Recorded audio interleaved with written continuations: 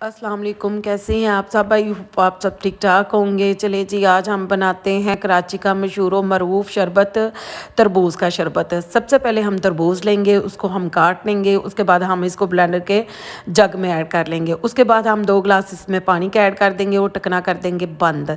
यहाँ पे आप किसी भी कोल्ड ड्रिंक का भी इस्तेमाल कर सकते हैं, स्प्राइट या 7 अप का 7 अप का काली बोतल ना लै लियो, मतलब विच कोको कोला तुसी ऐड कर लो।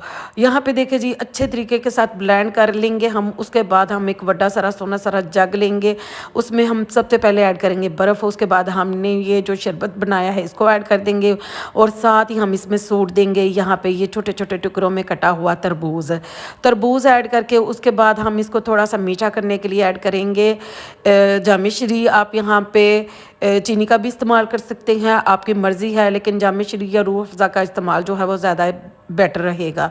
और अच्छे तरीके के साथ बड़ा सारा चमचा लें और इसको कर लें मिक्स करने के बाद ये देखें, मैं आपको इसकी शक्ल दिखाती हूँ। देखिए कितना खूबसूरत और टेस्टी सा ये लग रहा है।